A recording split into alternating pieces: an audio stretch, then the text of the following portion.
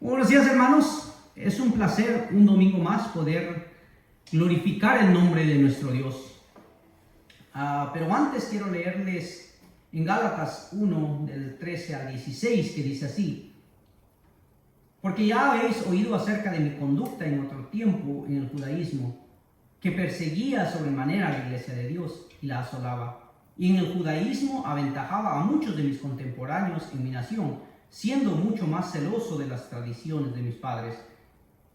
Pero cuando agradó a Dios, que me apartó desde el vientre de mi madre y me llamó por su gracia, revelar a su Hijo en mí, para que yo le predicase entre los gentiles, no consulté enseguida con carne y sangre. Así como Dios escogió a Pablo desde el vientre de su madre, así nos ha escogido a usted y a mí. No importa nuestro pasado, no importa lo que hayamos hecho, Él nos ha escogido por su gracia desde antes de la fundación del mundo. Dice la palabra de Dios que somos linaje escogido, real sacerdocio, nación santa, pueblo adquirido por Dios, para que anunciásemos las virtudes de aquel que nos llamó de las tinieblas a su luz admirable. Y es lo que vamos a hacer esta mañana. Vamos a alabar y glorificar su nombre, porque Él es el único digno de toda la gloria, toda la honra y toda la alabanza. Amén. Es tan grande el amor que Dios tiene por mí, que desde antes que fuese formado me amó. Aún no había sido entretejido mi ser,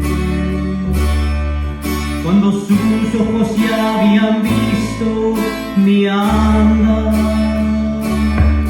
Es tan grande el amor que Dios tiene por mí, que desde antes que el mundo existiese me amó. Él en su omnisciencia sabía de mí, que aunque yo no era digno, Él vendría por mí. Oh, qué amor tan sublime es el de Dios, es tan grande que no lo entenderé. Solo sé que me amó sin merecerlo yo. Nadie me ha amado tanto como Dios, ese amor no lo puedo comparar, porque nadie me amó como me amó mi Dios.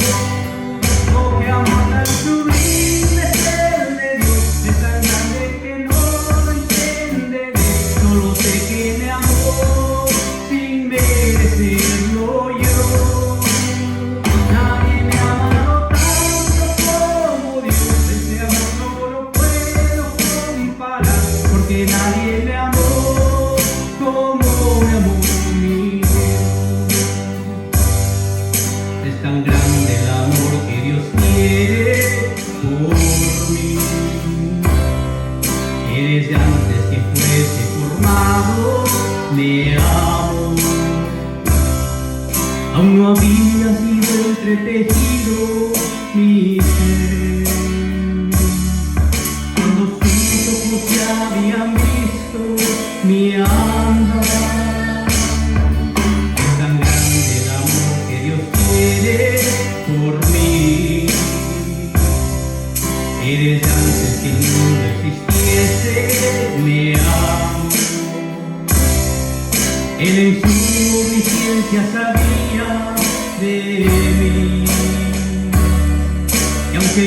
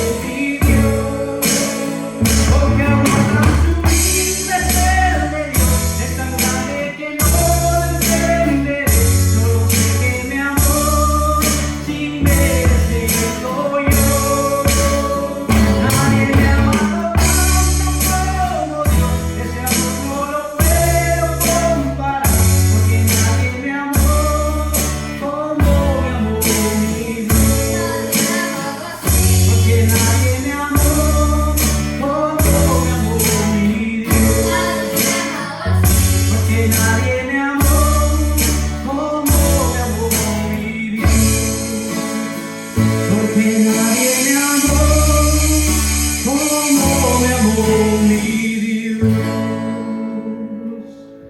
Amén. Buenos días tengan todos, hermanos.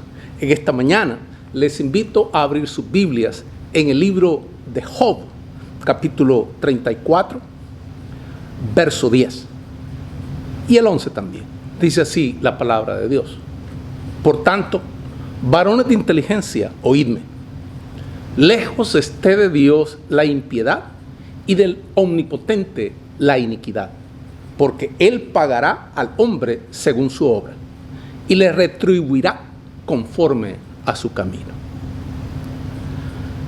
En un país desgarrado por la guerra, hubo una terrible batalla que causó la muerte de miles de mujeres y niños. Todos estos civiles fueron enterrados en una fosa común, rodeada de pequeñas cruces con una misma inscripción. Todas las cruces tenían la misma inscripción, que decía: ¿por qué? ¿Por qué? Eso es lo que decía cada cruz. ¿Por qué? Y esa es la pregunta que más a menudo hace quienes pasan por experiencias muy dolorosas. La hacen con tristeza cuando una guerra, una catástrofe, una enfermedad o un acto violento se lleva a sus seres queridos inocentes, destruye sus casas o les hace sufrir terriblemente de otras maneras. Son personas que quieren saber por qué les sucede estas desgracias. Ahora, ¿por qué permite Dios el sufrimiento? ¿Por qué permite Dios el sufrimiento? Si es todopoderoso, amoroso, sabio y justo.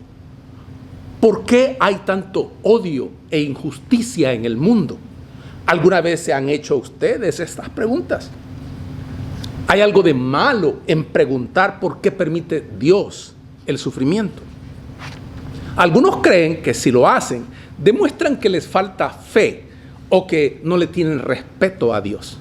Sin embargo, al leer la Biblia, usted verá que hubo siervos fieles de Dios que hicieron preguntas parecidas. Por ejemplo, el profeta Habacuc le dijo a Jehová: ¿por qué me obligas a ver tanta violencia e injusticia? Por todas partes veo solo pleitos y peleas. Por todas partes veo solo violencia y destrucción. Habacuc 1:3. ¿Reprendió Jehová al fiel profeta Habacuc por plantear esa cuestión? No lo reprendió. En vez de eso, incluyó sus sinceras palabras en las escrituras inspiradas. Además, lo ayudó a entender mejor el asunto y a aumentar su fe. Jehová desea hacer lo mismo por usted. Recuerde que la Biblia enseña que Él se interesa por nosotros, según nos lo dice 1 Pedro 5:7. Dios aborrece mucho más que cualquier ser humano la maldad y el sufrimiento que esta causa.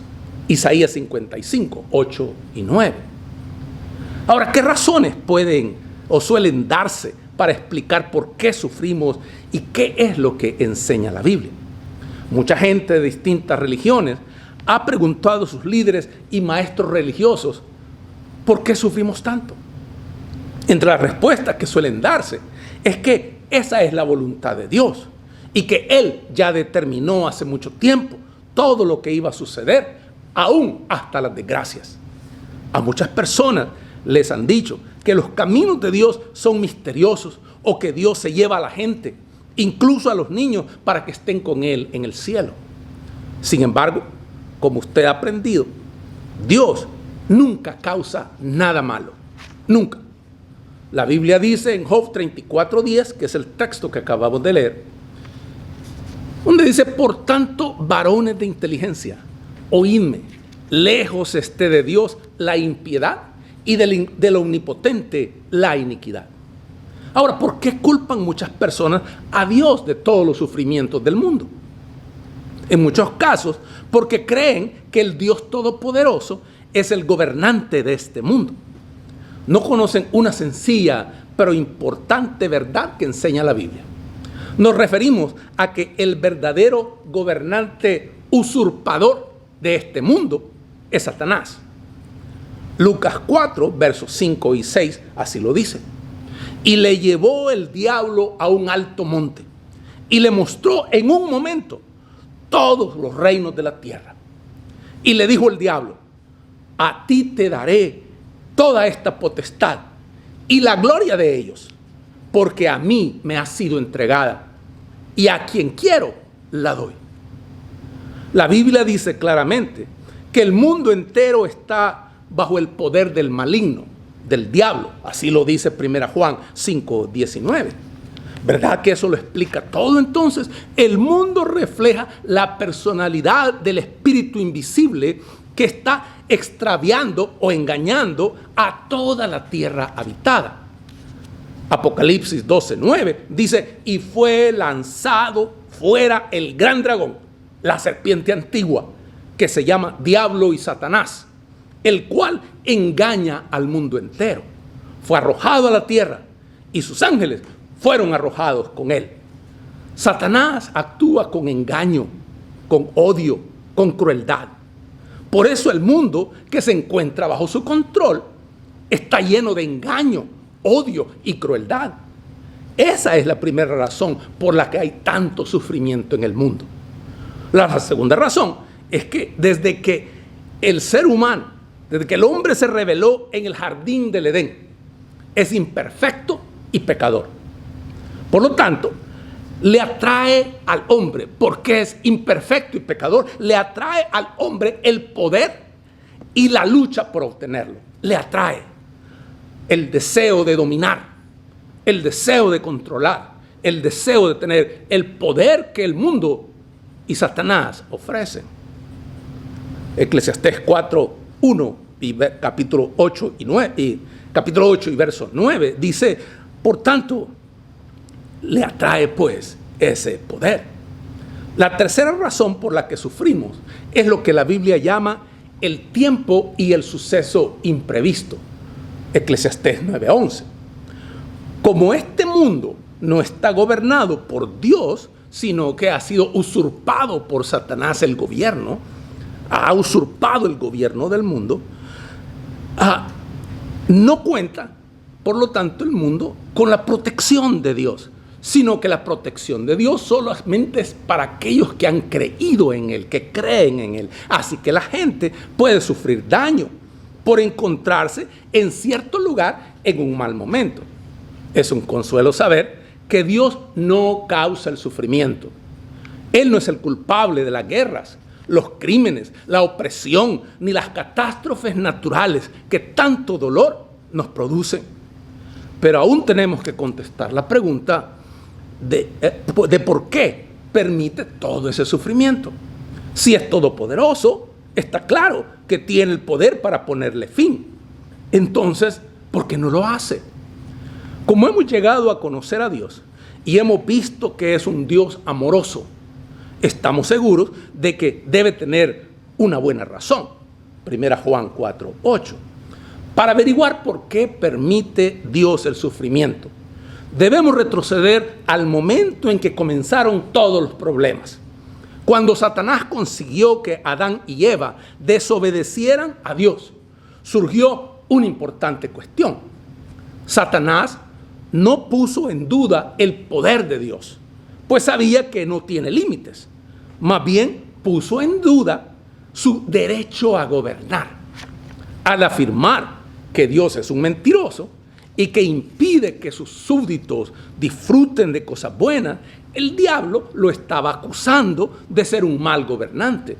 Génesis 3, de los versos del 2 al 5. Además, estaba dando a entender que a los seres humanos les iría mejor si no los gobernaba Dios. De esta manera, lanzó un ataque contra la soberanía de Dios, es decir, su derecho a gobernar. Cuando Adán y Eva se rebelaron contra Dios, fue como si dijeran: no necesitamos que Dios nos gobierne. Podemos decidir por nosotros mismos lo que está bien y lo que está mal. ¿Cómo resolvería Dios la cuestión? ¿Cómo demostraría a todas las criaturas inteligentes que los rebeldes no tenían razón y que la forma que Él hace las cosas es la mejor? Hay quien piensa que Dios debería haber destruido a los rebeldes y haber creado una nueva pareja humana. Pero Él ya había declarado que su propósito era que la tierra reflejara su soberanía, su poder y su amor, para que la llenaran con los descendientes de Adán y Eva. Génesis 1:28. Y Jehová, Dios, siempre cumple todo lo que propone. Isaías 55, versos 10 y 11. Además, si hubiera eliminado a los rebeldes en el jardín del Edén, no se habría resuelto la cuestión relacionada con su derecho a gobernar. Pongamos una comparación. Un maestro está explicando a sus alumnos cómo resolver un difícil problema de matemáticas. De repente, un alumno inteligente pero rebelde afirma que la forma en que lo está resolviendo es incorrecta. Y así da a entender que es un mal maestro. El muchacho insiste en que él conoce una forma mucho mejor de resolverlo. Algunos de sus compañeros de clase creen que tiene razón y se rebelan también. ¿Qué debería hacer el maestro? Podría echar de la clase a los estudiantes rebeldes, pero ¿cómo reaccionarían los demás? Tal vez pensaría que su compañero y los que se unieron a él tienen razón. Podrían perderle el respeto al maestro y pensar que tiene miedo de que se pruebe que está equivocado. Pero ahora, suponga que el profesor permite que el estudiante rebelde demuestre a la clase cómo resolvería él el problema. ¿Está el alumno más capacitado que el maestro para dar la clase? Dios ha hecho algo parecido. Recuerden que quienes se rebelaron en el jardín del Edén no eran los únicos implicados en la cuestión. Millones de ángeles observaron lo que ocurrió. Job 38:7, Daniel 7:10. La forma en que Jehová respondiera a la rebelión tendría importantes consecuencias para aquellos ángeles y, con el tiempo, para todas las demás criaturas inteligentes. Así pues, ¿qué ha hecho Dios? Ha permitido que Satanás demuestre cómo gobernaría él a la humanidad. Y también ha permitido que los seres humanos se gobiernen a sí mismos bajo la dirección de Satanás. El maestro del que hablábamos sabe que el joven rebelde y los alumnos que lo apoyan no tienen razón. Pero también sabe que si deja que intenten resolver el problema a su manera, toda la clase se beneficiará. Así es cuando se demuestre que los rebeldes están equivocados. Los alumnos que sean sinceros reconocerán que el maestro es el único capacitado para dar la clase. Además entenderán por qué a continuación éste expulsa de la clase a los estudiantes rebeldes. Del mismo modo, Dios sabe que todos los ángeles y humanos sinceros se beneficiarán cuando vean que Satanás y los demás ángeles rebeldes no tienen razón y que la humanidad no puede gobernarse a sí misma, no puede. Aprenderán esta gran verdad que expresó el profeta Jeremías en el capítulo 10, verso 23. Conozco, oh Jehová, que el hombre no es señor de su camino, ni del hombre que camina es el ordenar sus pasos. Pero, ¿por qué ha permitido Dios que el sufrimiento dure tanto tiempo? ¿Y por qué no evita que sucedan cosas malas? Pues bien, pensemos en dos cosas que el maestro antes mencionado no haría. Por un lado, no impediría que el alumno rebelde demostrara cuál es su solución. Y por otro lado, no lo ayudaría a resolver el problema. De igual modo, hay cosas que Dios ha decidido no hacer. En primer lugar, no ha impedido que el diablo y los que están de su parte intenten demostrar que tienen razón. Para ello ha sido necesario dejar pasar el tiempo. En sus miles de años de historia, la humanidad ha probado todo tipo de gobierno y ha hecho avances en ciencia y en otros campos del conocimiento. No obstante, las injusticias, la pobreza, los delitos y las guerras no han dejado de aumentar. Está más que demostrado que la gobernación humana es un fracaso. En segundo lugar, Dios no ha ayudado a Satanás a gobernar este mundo. Si Dios evitara que ocurrieran crímenes horribles y otras desgracias, ¿no cree que en realidad estaría apoyando a los rebeldes? ¿Verdad que podríamos pensar que los seres humanos sí podemos gobernarnos sin que se produzcan resultados desastrosos? Si Dios actuara de esa forma, sería cómplice de una mentira. Sin embargo, es imposible que Dios mienta. Hebreos 6:18. Pero, ¿qué puede decirse de todo el daño que ha causado la larga rebelión contra Dios? Recordemos que Dios es todopoderoso. Por lo tanto, puede reparar todo ese daño y además va a hacerlo. Como hemos aprendido, Dios hará un cielo nuevo y una tierra nueva.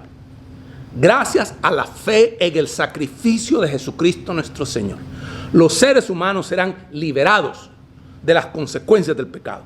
Y en el caso de los difuntos, la resurrección reparará el daño causado por la muerte. De esa forma, Dios en Jesucristo obra para desbaratar las obras del diablo. 1 Juan 3:8. Dios hará todo esto en el momento que Él considere mejor. Podemos alegrarnos de que no haya actuado antes, pues gracias a su paciencia se nos ha ofrecido la oportunidad de aprender la verdad y servirle. 2 Pedro 3, 9 y 10. Mientras tanto, Dios está buscando a las personas que desean sinceramente adorarlo y las ayuda a soportar los sufrimientos en este mundo lleno de problemas y de tribulaciones. Juan 4:23, 1 Corintios 10:13. Algunos tal vez piensen que todo este sufrimiento se habría evitado si Dios hubiera creado a Adán y Eva de tal modo que fueran incapaces de rebelarse. Para saber por qué no lo hizo, recuerden un valioso regalo que Dios nos ha hecho. Dios les ayudará a soportar los sufrimientos. Los seres humanos fuimos creados con libre albedrío, que es la facultad de elegir. Pero también con esa facultad de elegir viene la responsabilidad de las consecuencias de lo que uno ha elegido. El libre albedrío no solo es la capacidad de elegir, es asumir la responsabilidad de lo que elegiste. Es decir, Dios nos ha dado la capacidad de tomar nuestras propias decisiones cuando elegimos, pero también nos hace responsables de las consecuencias de lo que elegimos. ¿Se da cuenta de lo valioso que es ese regalo? Dios creó también muchísimos animales, pero todos ellos se guían principalmente por el instinto. Solamente el ser humano tiene libre albedrío. Los seres humanos han fabricado hoy en día robots que están programados para obedecer órdenes. ¿Seríamos nosotros felices si Dios nos hubiera hecho de esa forma, como robots? Claro que no. Por eso nos alegra tener la libertad de decidir. Por ejemplo, ¿qué clase de personas seremos? ¿Qué vida llevaremos? ¿Y qué amistades haremos? A nosotros nos encanta tener esa libertad y Dios quiere que la tengamos, porque también esa misma libertad es necesaria para poder amar. El amor es verdadero solamente si se da en libertad de elección. Si aquello es obligado, no es amor. El amor debe de ser libre. Y por esa razón, esa es otra de las razones por las cuales Dios nos ha dado libre albedrío, para poder también amarle libremente. Jehová no desea que le sirvamos por obligación. 2 Corintios 9:7. ¿Qué prefiere cualquier padre o madre? Que su hija le diga, te quiero mucho porque lo han obligado a hacerlo o porque le sale del corazón. Entonces la pregunta que usted debe hacerse es, ¿cómo utilizaré yo el libre albedrío que Dios me ha dado? ¿Cómo utilizaré esa capacidad de elegir? ¿Y cómo asumiré las consecuencias de mis decisiones? Satanás, Adán y Eva utilizaron su libre albedrío de la peor manera posible, pues rechazaron a Dios y le dieron la espalda. ¿Y usted qué hará? Porque usted también tiene libre albedrío. Usted tiene la posibilidad de utilizar ese maravilloso regalo, el libre albedrío, de la mejor forma. Puede unirse a los millones de seres humanos que se han puesto al servicio de Jesucristo como su Señor y Salvador, que le han entregado, le han rendido su vida a Cristo, que lo han invitado a entrar en su corazón. Esa es la mejor manera de utilizar tu libre albedrío. Una decisión libre, una decisión que te lleva a elegir a Jesucristo como tu Señor y Salvador. Estas personas le causan gran alegría a Dios, porque demuestran que Satanás es un mentiroso y un malísimo gobernante. Proverbios 27:11. Usted puede hacer lo mismo si escoge el mejor modo de vida. Y ese es rindiendo la vida a Jesucristo, abriéndole tu corazón a Él para que resida en tu vida. Tú puedes también hacer eso y usar de la mejor manera tu libre albedrío. Oremos. Padre, gracias por el regalo del libre albedrío que nos has hecho. Ayúdanos a usarlo de la mejor manera para honrarte a ti y de esa manera, Señor, alcanzar la plenitud de vida para nosotros. Gracias por escuchar nuestra oración. En el nombre de Jesucristo oramos. Amén. Hermanos, que Dios les bendiga. Hermanos, tenemos que recordar que nuestro Dios es un Dios de pactos, es un Dios de palabras, es un Dios que cumple sus promesas. Así que vamos a seguir adorando al Señor, diciéndole que Él es un Dios de pactos. Amén.